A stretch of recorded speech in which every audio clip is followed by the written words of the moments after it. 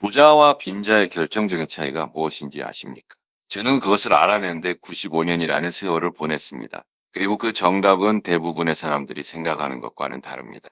얼마나 많은 돈을 버느냐, 즉 소득의 문제가 아닙니다. 저는 연봉 20만 달러를 받으면서도 빈털터리인 사람들을 수도 없이 보았습니다. 반대로 연봉 6만 달러로 백만장자가 된 사람들도 알고 있지요. 차이는 소득이 아닙니다. 지출입니다. 구체적으로 말하자면 여러분이 무엇을 사지 않기로 거부하느냐에 달려 있습니다. 부자들은 결코 사지 않는 물건들이 있습니다. 절대로 사지 않습니다. 그들은 그 물건들을 보고도 눈길조차 주지 않고 지나칩니다. 반면 가난한 사람들은 바로 그 물건들을 매일같이 사들입니다. 하루에도 몇 번씩 말입니다. 그러고는 의아해합니다. 왜 내 삶은 나아지지 않을까? 왜 내 통장 잔고는 늘 제자리일까? 왜 노후 준비는 불가능해 보일까? 하고요. 제가 그 이유를 정확히 말씀드리겠습니다. 부자들은 절대 사지 않는 5가지가 있기 때문입니다. 이 물건들은 평범해 보입니다. 사회는 그것을 사도 괜찮다고 부추깁니다. 이웃들도 다 사고 있습니다. 하지만 이 5가지는 부의 파괴자들입니다. 여러분의 경제적 안정을 소리 없이 죽이는 살인자들입니다. 만약 여러분이 이것들을 사고 있다면 당장 멈추십시오. 오늘 바로 지금 말입니다.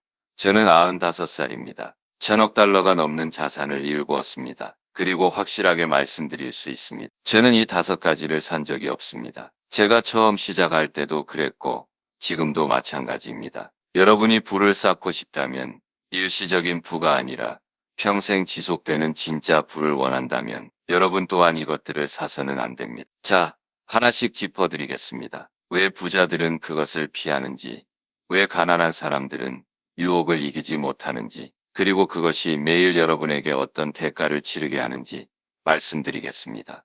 부자가 절대 사지 않는 첫 번째, 이것이 가장 큰 문제입니다. 바로 새 차, 신차입니다. 여러분이 25이든 75이든 상관없습니다. 새 차를 사는 것은 경제적인 자살 행위입니다. 그럼에도 매년 수백만 명의 사람들이 그 짓을 합니다. 대리점에 걸어 들어가 새 차 냄새를 맡고 자신의 부를 포기하는 계약서에 서명을 합니다. 새 차를 살 때 실제로 어떤 일이 벌어지는지 아십니까? 차를 대리점 밖으로 몰고 나오는 그 순간 가치의 10%에서 20%가 사라집니다. 즉시 말입니다. 아직 집에 도착하지도 않았는데 여러분은 이미 수천 달러를 잃은 것입니다. 그리고 5년이 지나면 그 차는 가치의 60%를 잃게 됩니다. 4만 달러짜리 차가 1만 6천 달러가 되는 것입니다. 여러분은 단지 그 차를 소유했다는 이유만으로 2만 4천 달러를 공중에 날린 셈입니다.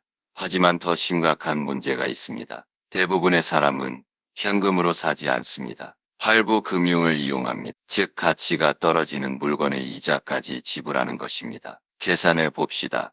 4만 달러짜리 차, 5년 할부, 금리 5%, 월납입금은 754달러입니다. 5년 동안 여러분은 총 4만 5,024달러를 내게 됩니다. 그리고 5년 뒤 그 차의 가치는 고작 1만 6천 달러입니다. 여러분은 1만 6천 달러짜리 물건을 위해 4만 5천 달러를 지불했습니다. 거의 3만 달러를 잃은 것입니다. 사라졌습니다. 증발했습니다. 저를 가장 안타깝게 하는 것은 바로 이 부분입니다. 그 사라진 3만 달러를 만약 연 수익률 10%로 30년간 투자했다면 52만 3천 달러가 되었을 것입니다. 5억 원이 넘는 돈입니다. 단 하나의 결정, 새 차를 사지 않겠다는 선택 하나로 말입니다. 그런데 대부분의 사람은 5년에서 7년마다 새 차를 삽니다. 평생 6번, 7번 이 결정을 반복합니다. 수백만 달러의 부를 스스로 걷어차는 꼴입니다. 저는 새 차를 산 적이 없습니다. 결코요. 저는 중고를 삽니다. 튼튼하고 지루하고 실용적인 차를요. 그리고 더 이상 굴러가지 않을 때까지 탑니다. 워런 당신은 1000억 달러나 가진 부자잖아요. 어떤 차든 살 수 있는데 왜 그런 낡은 차를 몹니까? 저는 이렇게 대답합니다. 자동차는 이동수단일 뿐이니까 A 지점에서 B 지점으로 데려다 주는 것.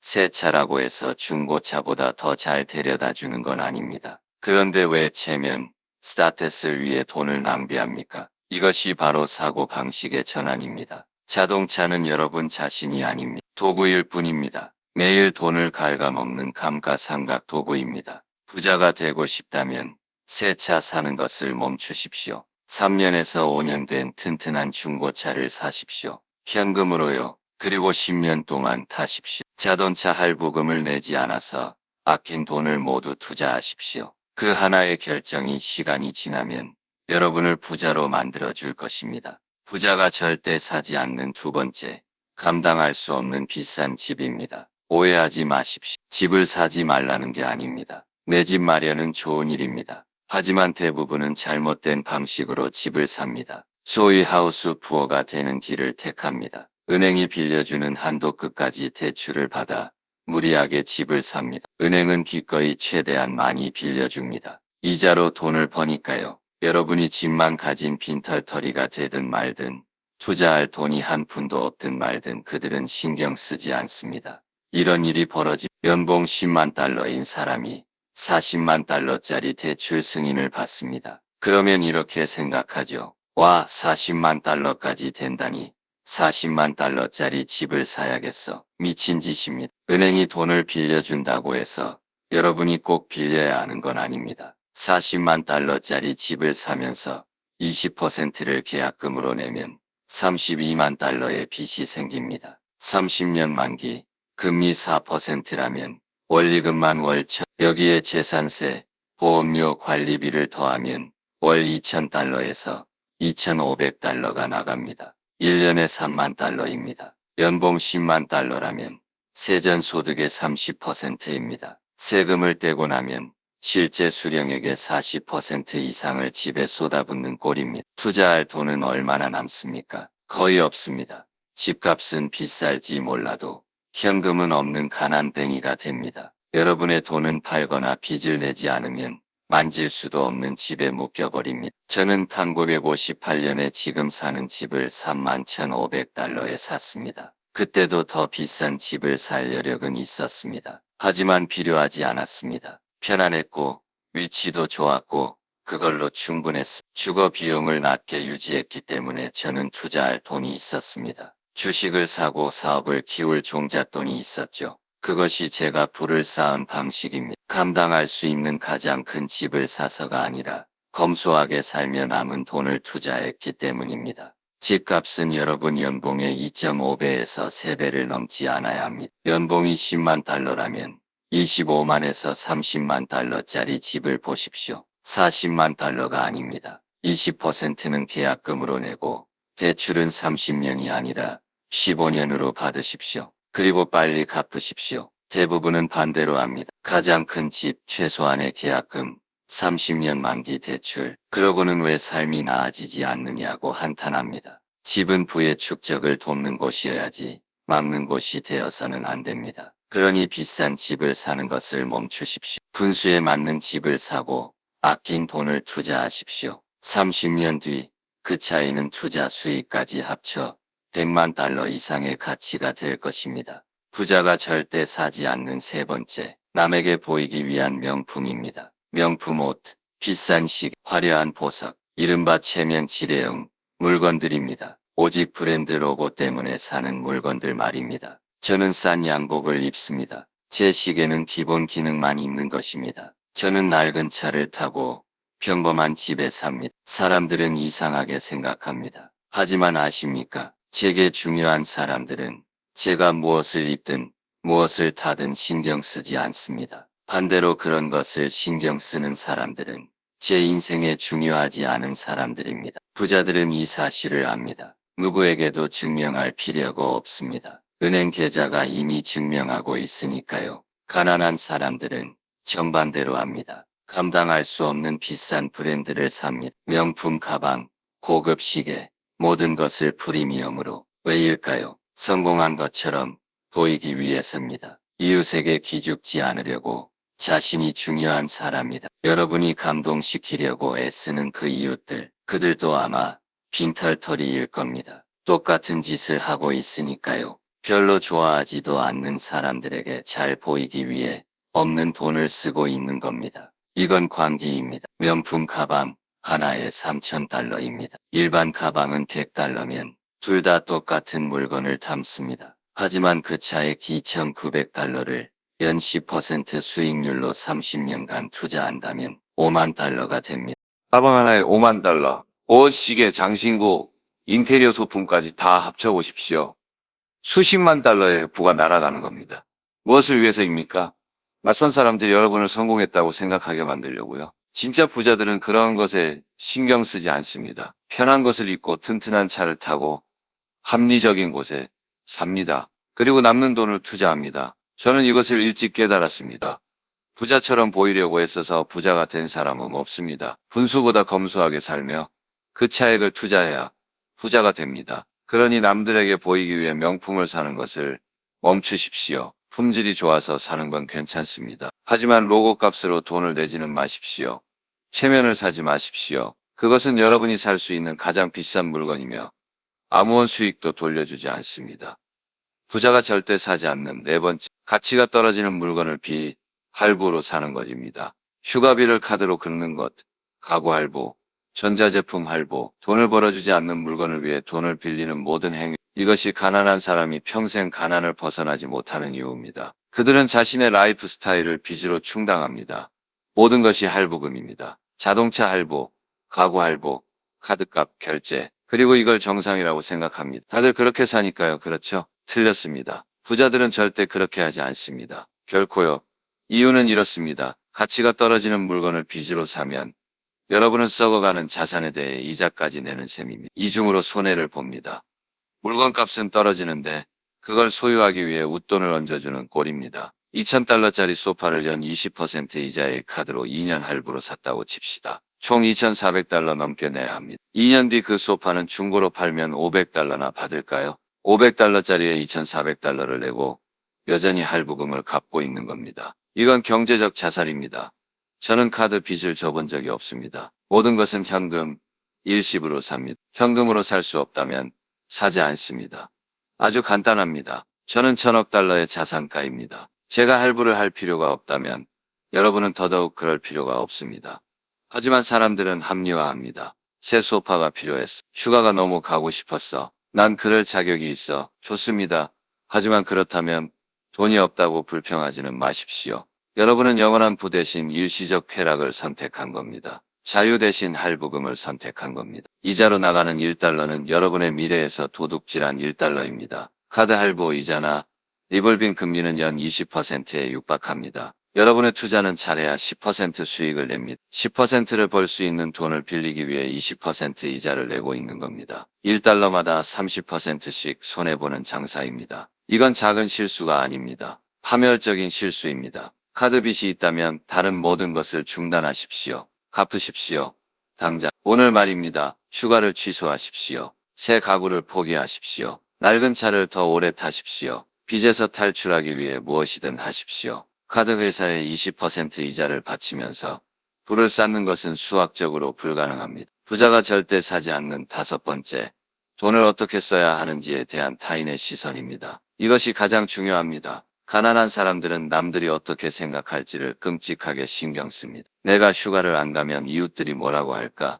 내가 낡은 차를 타면 친구들이 어떻게 생각할까? 작은 집에 살면 가족들이 어떻게 볼까? 그들은 타인의 시선, 즉 눈치 때문에 경제적 결정을 내립니다. 비난을 피하려고, 무리에 끼려고, 정상으로 보이기 위해 물건을 삽니다. 그리고 그것이 그들을 파산으로 몰고 갑니다. 부자들은 신경 쓰지 않습니다. 전혀요. 제가 1958년에 산 집에 아직도 산다고 하면 사람들은 놀랍니다. 제 낡은 차를 보면 저에게 무슨 문제가 있나 의아해합니다. 좋습니다.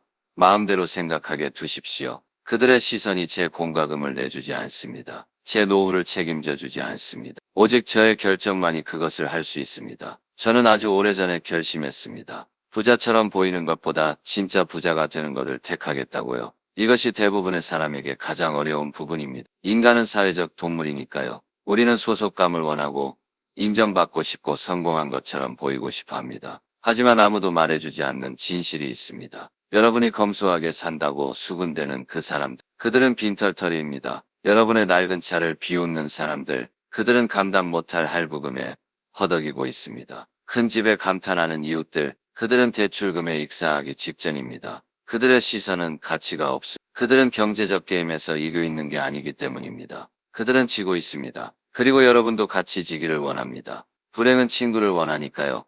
그러니 귀를 닫으십시오. 돈 없는 사람들이 여러분의 돈에 대해 어떻게 생각하든 신경 끄십시오. 무엇이 보기 좋은가가 아니라 무엇이 부를 쌓는가에 따라 결정하십시오. 낡은 차를 당당하게 타십시오. 검소한 집에서 행복하게 사십시오. 수수한 옷을 자신감 있게 입으십시오. 그리고 남은 돈을 투자하십시오. 20년 뒤 여러분을 평가하던 그 사람들은 여전히 빈털터리일 겁니다. 여전히 할부금을 갚으며 돈 때문에 스트레스를 받을 겁니다. 하지만 여러분은 경제적으로 자유로울 겁니다. 선택권이 있고 안전하며 부유할 겁니다. 그때 진정한 승자가 누구겠습니다. 이 5가지: 새 차, 감당 못할 집, 명품과 체면, 카드 빚, 그리고 타인의 시선, 이것들이야말로 가난한 사람이 계속 가난하게 사는 주된 이유입니다. 그들은 이 5가지를 다 삽니다. 끊임없이, 아무 생각 없이. 그러고는 왜 사는 게 이렇게 힘든지 궁금해합니다. 반면 부자들은 이 5가지를 모두 피합니다. 종교적으로, 예외 없이 말입니다. 그리고 왜 다른 사람들이 저렇게 힘들게 사는지 의아해합니다.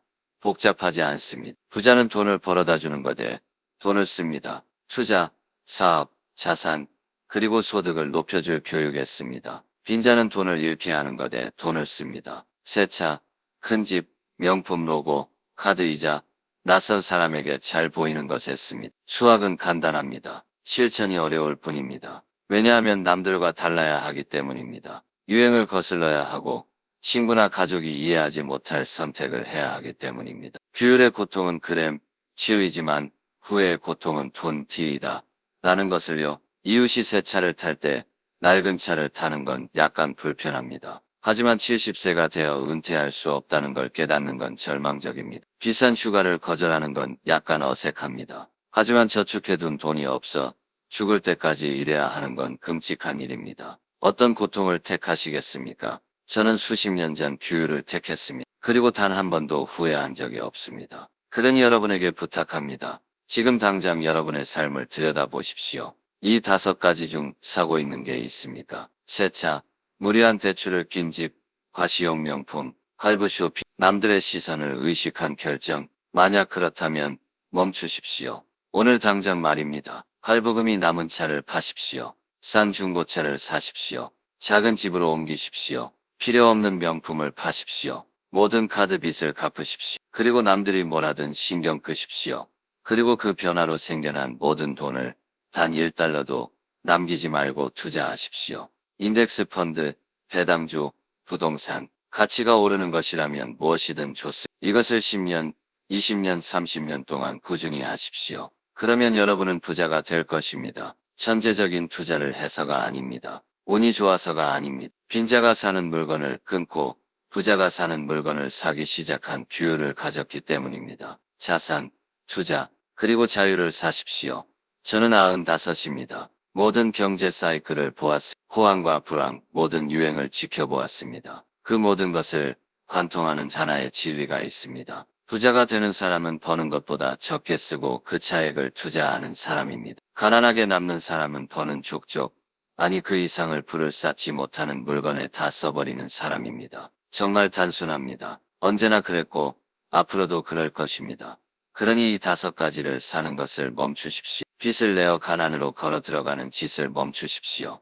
부자처럼 보이려고 애쓰지 말고 진짜 부자가 되십시오. 나중에 편하게 살기 위해 지금 힘든 선택을 하십시오. 남들과 다를 용기, 평가받을 용기, 오해받을 용기를 가지십시오. 결국 여러분은 남들을 위해 부를 쌓는 게 아니니까요. 여러분 자신을 위해, 가족을 위해, 미래를 위해 쌓는 것입니다. 그것은 세상의 모든 편견, 이상한 시선, 왜 그렇게 사느냐는 질문들을 견뎌낼 만한 가치가 있는 일입니다.